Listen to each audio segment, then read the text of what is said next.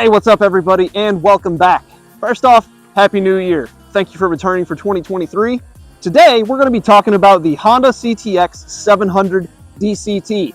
And at the end of this video, I'm going to tell you, the viewer, whether or not this bike right here is a good buy, or if you should be saying goodbye. This is hands down one of the weirdest motorcycles I've ever personally ridden, and I'm really excited to do this review. Before we get into that, I want to say thank you and congratulations to Justin Torres. He was the winner of the $25 Revzilla gift card giveaway for December 28th. And I did mention I would be doing future ones, so now is your chance to win your very own $25 Revzilla e gift card. The next drawing will take place on February 18th. This is going to be the Omnimoto Valentine's Day Revzilla gift card giveaway. All that you need to do to enter this giveaway is subscribe to this channel and leave a comment down below that says Valentine's Day Revzilla gift card giveaway. That's it. Good luck to everybody who plays. Okay, now that the introductions are out of the way, let's talk about this motorcycle. This bike is powered by a 700cc parallel twin, putting out about 51 ponies. Produces right around 46 pound-foot of torque. Super low seat height at 28.3 inches. I would say a 28-inch inseam is pretty average, and most individuals can throw a leg over this bike confidently. This ABS model does tip the scales at 500 pounds, which I found to be pretty surprising. It does not feel very heavy at all. And perhaps the strangest thing about this ride is there's no clutch lever. It is a DCT transmission, which means that the bike can do the shifting for you. You can manually do it with the quote-unquote paddle shifters, and you can also put it in S for sport mode. Pretty small LCD gauge, nothing super fancy going on up there. This one is pre-owned with about 9,000 miles, and it does have a top case on the rear here. Aside from that, it's bone stock. I'm pretty excited to ride it. I don't know how I really feel about it, but from the little bit of riding I've done in the parking lot, this thing feels so nimble and really zippy and just very pleasant to ride. So, let's get into the test ride. I will see you guys in a second. And here we are on this test ride for this lovely day in January. It is about 50-ish degrees or so. First impressions, this bike is weird, man. There's no clutch. I immediately went to grab the clutch as soon as I tried to come to a stop. Idiot! And whenever I fired it up, I went to grab the clutch. What a loser! It just doesn't exist. It's not there because it's a DCT. I think they do make manual shift versions of this bike with a clutch, but this is not one of them. Seating position is super relaxed. My feet are swept out super far in front of me. Very comfortable. The saddle is nice and flat with lower lumbar support, so you actually do feel pretty held into it. Steering responsiveness is a little strange because it is so long. This DCT is super weird. It's just shifting right now, and I have no idea that it's doing it until it's already happened and the gauge changes on the display. It is really comfortable though.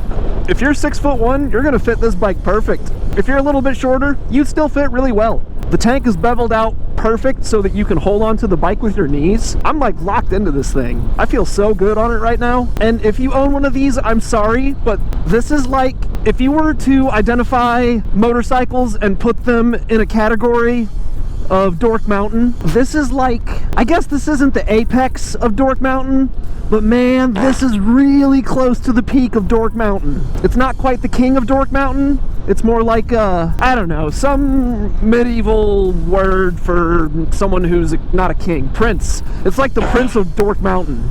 The DCT does know very well what to do though whenever you're slowing down. It's like the bike knows what gear to stuff you into. It's very nice. I feel pretty good leaning it all the way over. It's very comfortable. It's not super confidence inspiring just because, again, it is so long and it does feel a little awkward at times. Honda's programmable fuel injection is incredible, no doubt. And there are several variables that this machine is measuring internally when deciding what gear to put you into. Throttle position, speed, I'm sure there's some sort of accelerometer in here as well to determine when I'm braking and when I want it to shift down. Like right there, it just dropped 2 gears as I slowed. Very smart. And if I want to wring the shifts out, the more I have this throttle open, the longer it will take to shift, and it will let me go through that rev range. Ooh, a little bit of wobble in the bars. Don't like that. Don't know if you guys saw that, but that was not, that did not make me feel warm and fuzzy. Let's try sport. Can I switch on the fly? I don't think I can. What if I want to go into manual mode? Can I do that? I can. So now I'm in manual mode, and if I want to shift down, I just tap this little guy. There it goes. And it's almost instantaneous. There's the slightest delay, but to an inexperienced rider or someone who's not thoroughly focused on performance, you're not going to notice that. It's done very well. Oh, I just shifted up by accident. So yeah, you can really kind of hone in what gear you want to be in with the manual shift option. And for riders who are scared to start motorcycling with a clutch, this is a great option for you. Honda's DCT is such a confidence-inspiring platform for the motorcycling industry. It's really cool to see manufacturers doing something like this and carrying it through numerous bikes in the lineup, like the Goldwing, the Africa Twin, this little thing. And for being 500 pounds and having, you know, a similar power to weight ratio of the Royal Enfield INT 650, the bike feels really good. The bike feels content with itself. It knows what it wants to be. So coming up, we're going to try a 0 to 60 test, see how that goes. I'm still debating on whether or not to do manual shift or sport shift, and I think I'm just going to let the bike do the work. As much as I enjoy the act of shifting and being in control of the machine and telling it what to do and how to respond, I want to see what this is capable of and what this system can really do, so we're going to let it lead the way on this one, and then after that, we'll do some highway travel down Interstate 70 in the middle of the United States through lovely, lovely Columbia, Missouri. Okay, let's put this thing in sport mode. Let's see. It's D, sport mode. Look at that. Put that thing in sport. Okay, so sport mode, if I'm thinking correctly, should give me better throttle response off the line. All right, ready? 3, 2, 1, go. Wide open. 60. You know, despite what the looks say about this bike, it's actually pretty zippy, pretty pleasant, and pretty fun. I'm having a great time on it, which I didn't think I would be, but it's, you know, I guess it's a Honda thing. It seems like every Honda that I ride, I'm pleasantly surprised. And even though Honda sometimes doesn't deliver to the audience the way that we want them to, you just can't deny that they're building good products and good motorcycles, good cars, for Christ's sake, good generators and lawnmowers. So 88 miles per hour, I'm pulling about 4,500 RPM in 6th gear, which is the top of the gearbox. I'm not getting a lot of buzzing in my feet. The saddle is still super comfortable, no vibration in my derriere. What did he say? That sounded kind of weird. No, don't make it gay. Cut that part out, cut that part out! Alright, here we go, and slowing back down off the interstate as we come to the near end of our test ride here. Very cool bike. Very, very cool bike. And I'm not talking looks. I'm not talking looks. I know, the looks are not for... God, that little death wobble at the front, that freaks me out. I should probably keep my hands on the bars more. I'm trying to think from the perspective of somebody who may be new to motorcycling, who may not know where the friction zone's at, and might be intimidated by riding a motorcycle with a clutch. And I see this, and this is such a good option. It's so friendly, and it makes you feel pretty confident while you're riding it. The seat height's so low, your center of gravity's so low. You know, taking it through turns isn't anything groundbreaking or earth-shattering, if you will. It's not the most nimble motorcycle out of the bunch. And even though on paper it says it weighs 500 pounds, this thing doesn't feel like it weighs 500 pounds. It feels like it weighs like 300 pounds. And you know, that's kind of subjective to how experienced you are and what type of rider you are. But really, I mean, it feels good.